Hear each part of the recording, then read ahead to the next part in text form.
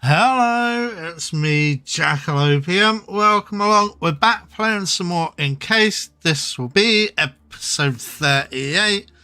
Let's crack on with things.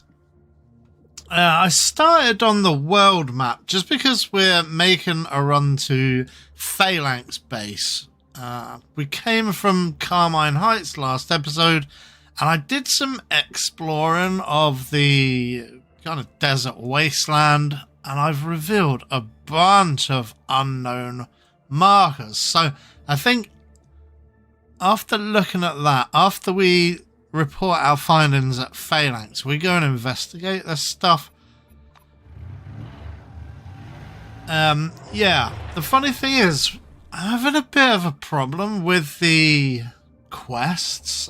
This was sort of something that I was feeling last season as well, is that the quests don't update properly, or they don't give us the proper credit for solving the quest. I'll show you what I mean once we load back in.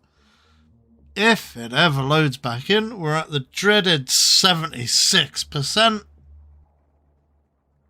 So I take it my recombobulation of the files has worn off when I was getting up to all the way up to 87%. Oh no, there you go. We're in. We are in. Yeah.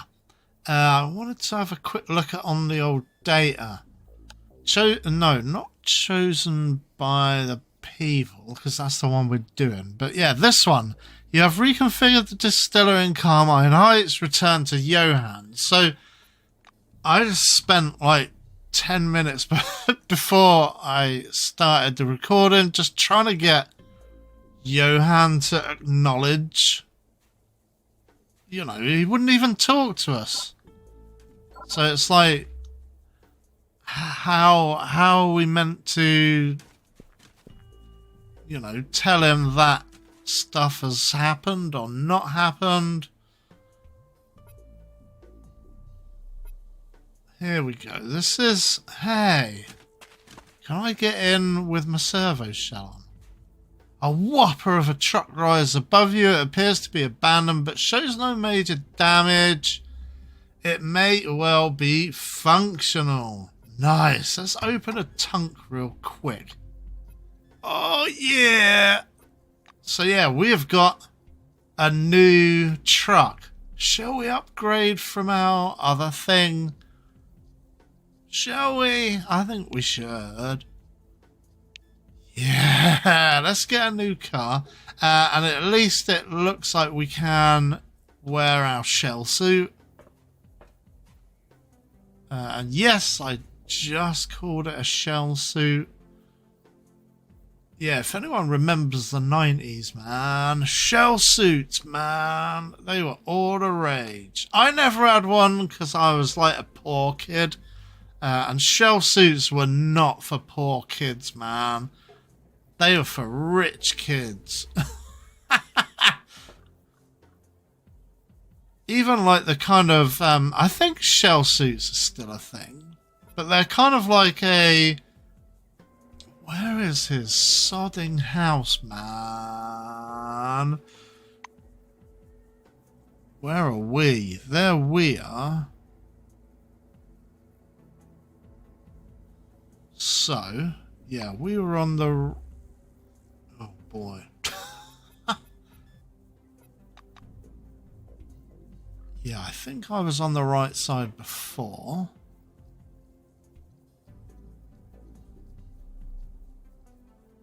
Yeah, shell suits. They're kind of like seen as a kind of status symbol of low status, but I never felt that because, like, I could never afford a shell suit. So, like, I was that poor. I am from that poor a background that I couldn't even afford, like, a status of being low status, a symbol of low status.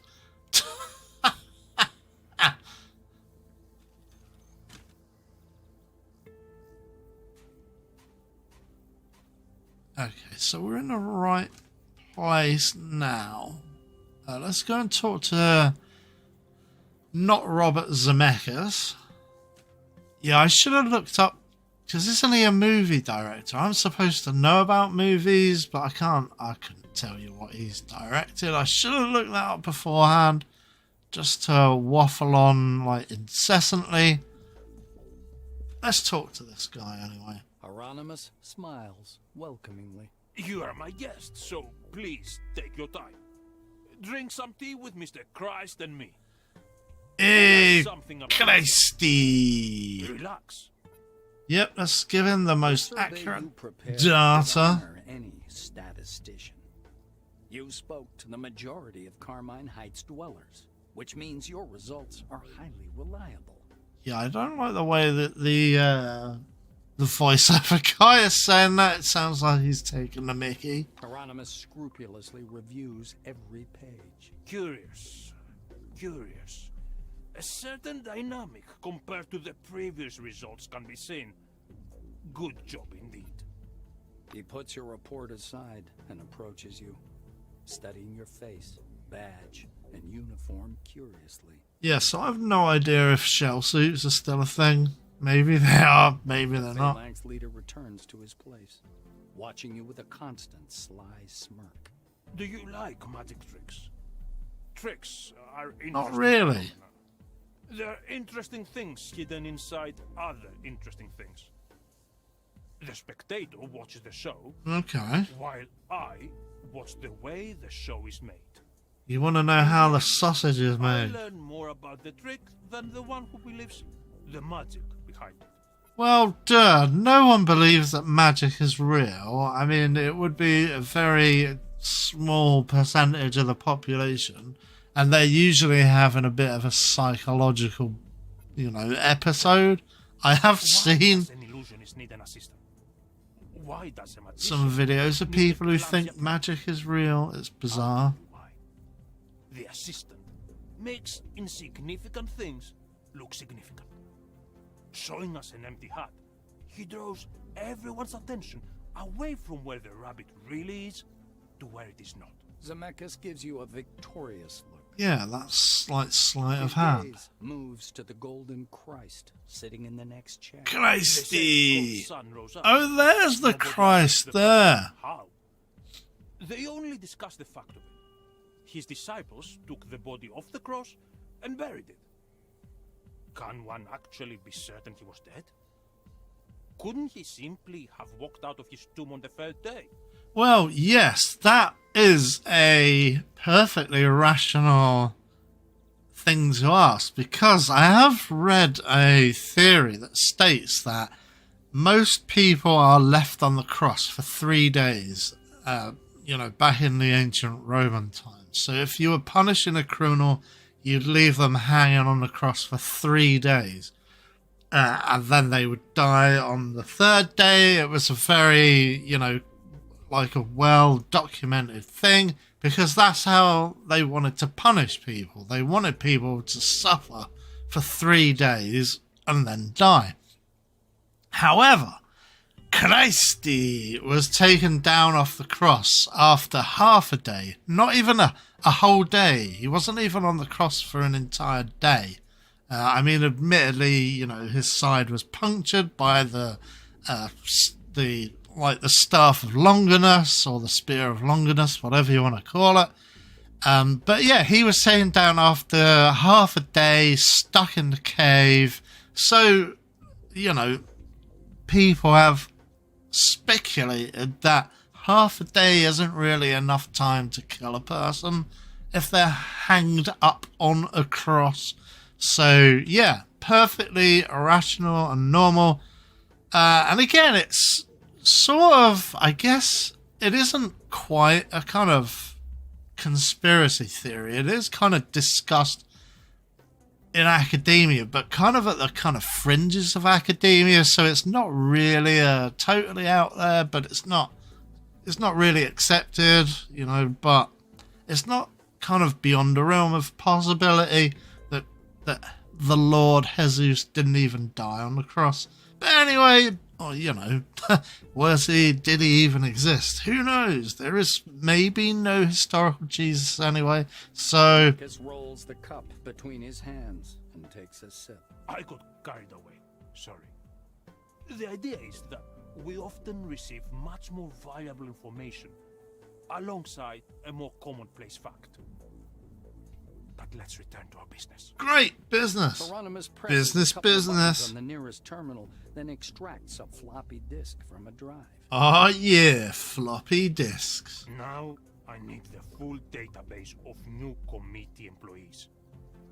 It's kept on one of the Minerva system mainframes. Insert this floppy disk into it. My specialists claim the program will launch on its own and copy the needed files. Once you procure this data for me, I'll provide you a truck immediately. He gives Yeah, you a floppy device disks. Similar to a floppy disk. A device similar to a floppy disk? What? Okay, so he wants us to download a database. Yeah, as I said a couple of episodes ago, if you're like under the age of like probably like 30, you've probably never even seen a computer floppy disk before, or even know what that is. I mean, this is like alien speak to you. You guys have like, I don't like that people say that everything's bad now. I think that's kind of disingenuous, because I think everything is getting better all the time. Tomorrow is going to be better than yesterday, and today is better than yesterday, and tomorrow is going to be better than today. Yeah, that's a bit more succinct. Alright, so what does he want us to do? You know, you don't have floppy disks. You know, you can work a computer without even needing a floppy disk. They didn't even hold that much data, you know. I think the biggest was like 0.128 of like a gig. But they were tiny. They were utterly tiny. You know, our data. This video is going to be like probably 20 to 30 gigs of data, right? And that's just that's just modern life, 30 gigs of data. But when I was a kid, you know, our hard drives were like half a gig, if that. A quarter of a gig. Zemeckis wants to recruit valuable new committee specialists to the Phalanx. Sounds reasonable, but for this he needs a database of employees working for Nakamura. You must infiltrate Magellan's administrative floor and steal the database from the mainframes. Awesome. So a bit of espionage. Is there anything else we can do? I wouldn't mind checking on something. I'm going to save it before. And I'll explain it a bit more when we get closer. Is this it? Is this the trading house? Yeah. Okay, so he doesn't want to kill us now. Yeah, the reason why I have been cautious is because I actually stole a bunch of stuff. I actually pickpocketed this guy using that build of, you know, complete invisibility. So yeah, that is how I've ended up, again, not with particularly a large amount of money, but let's go into stealth over here, and then we'll sneak past the turrets.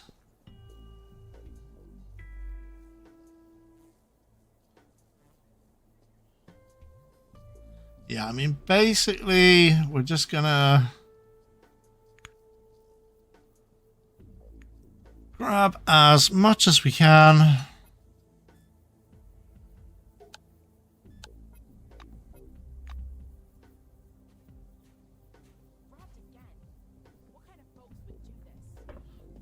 We're gonna run out. Past that guy, and yeah, look, nobody can really see us. That's how good this armor loadout is. Let's just get the heck out of Dodge. And we are going to check out our new car, or our new vehicle, I should say, because it's not a car, is it? It's a big truck. Yeah. Let's go. Now this car is yours. You probably won't be able to sit in two cars at the same time. You have to choose between your old car and this one. Yeah. Take it. Yeah.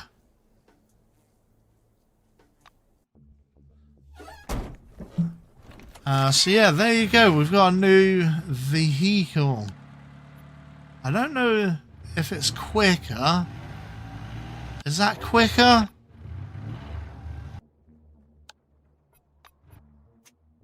Oh, here we go. Oh yeah, nice. We get Vehicular Assault 35 now. So yeah, this is a much better vehicle. Through the dusty windshield, you see a man walking slowly along the road.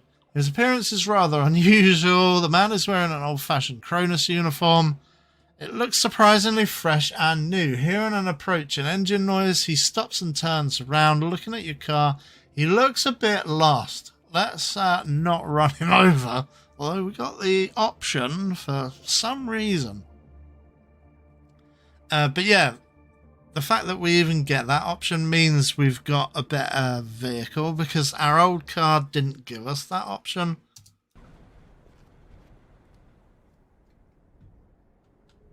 Okay, we're at his camp. I don't know if I've been here before. I sort of remember this map. There's like a container underneath the water. That's pretty good.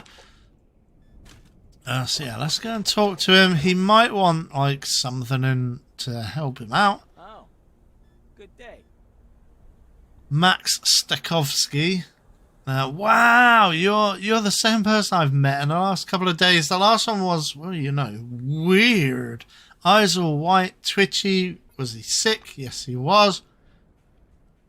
Max Stakovsky. Dome, beautiful. You can read that. Yeah. Didn't we do this on camera? Advise him to join the picnic. Do it. Yeah. Alright, that gives us plus rep with whoever. That's a doomsday whistle, but I think through editing we've got a couple of minutes anyway, so what is our reputation looking like actually? Carmine Heights is 46, that's not too bad. Maelstrom Church is low because I keep murdering them. Fops is not bad. The Fops who plundered the caravan are very pleased that you know how to light it up. Okay, so 34 with committee. And Phalanx is low. They don't like me very much. Let's just get out of her. Yeah, I think we should go and check out the first of the unknown sites, the Unknowns. Do it. And then I'll do some more exploring before the next episode. But what if we set the timer for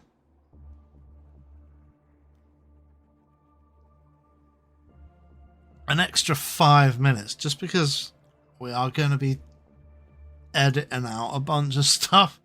Okay, so this is the first site. It's Chicken Corn Restaurant. Okay. Chicken Corn Restaurant. What does it look like? There's a mobile generator which we can talk to. Alright. So that's a thing.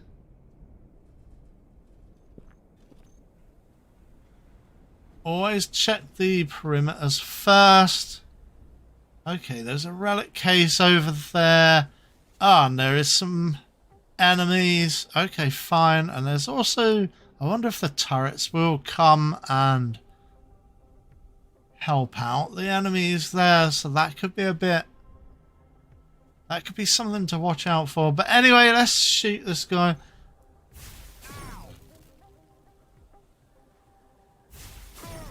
Ooh. Hey, I've only got 1 AP. That's poor. Come and get it, fool.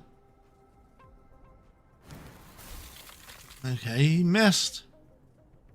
We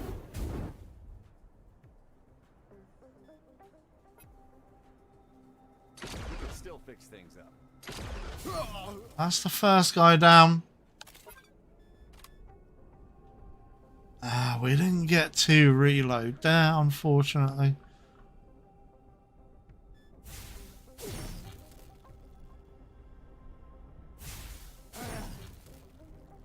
Yeah, I don't know why we've got fewer AP now. That sucks because I was getting off like an energize on Crump on the first turn. So that's a shame. Ouch, pain, pain, pain. Ugh, that's not that much damage. So yeah, shoot the next guy dead. Reload.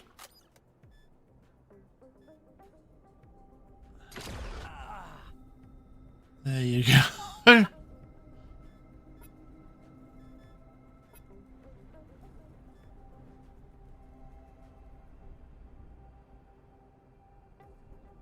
Who else is there? It looks like there's only one more guy. That one guy maybe? Has he got any more friends? Yeah, there's at least one more friend.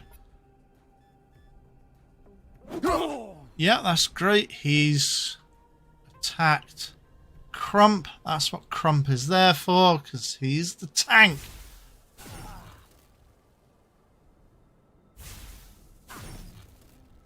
Yeah, now we've got 2 APs. Oh no, Crump is on the ground. Oh no, that's a shame.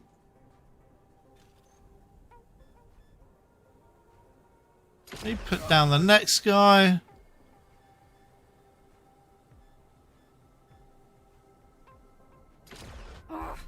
Yeah, look at that snipper riffle.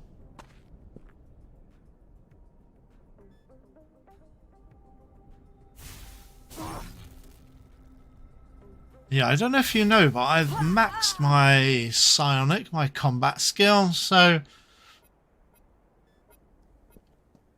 Alright, so there's a thing. So they're all down. Let's loot all of this stuff. Yep, some dope.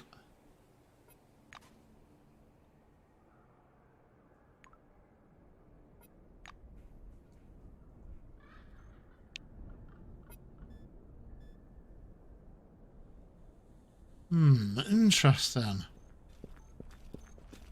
We do have a shovel, so get to work.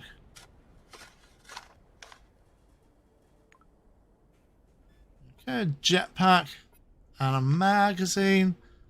And then it's suddenly, oh wow, that was a bit. I mean, I guess while we were digging, it became light. Yeah, let's have a look. Is there any more enemies actually inside this diner? Chicken corn diner. There might be some booby traps maybe. But anyway, that is, I think that's going to do it. That is the second of the Doomsday Whistles. So that's the extended bit done as well. Hey, there's a Robo-Kid NPC. So yeah, that's something. I'm going to loot all of this junk off camera, and I don't think it's going to be interesting enough to commit to camera, but it's a thing, which I'll do off camera. So yeah, I'd like to say thanks for watching. Please do leave a like, comment, and subscribe if you want to see more Encased, or if you want to see more RPG and strategy gaming in general. Alright, thanks very much. Bye for now.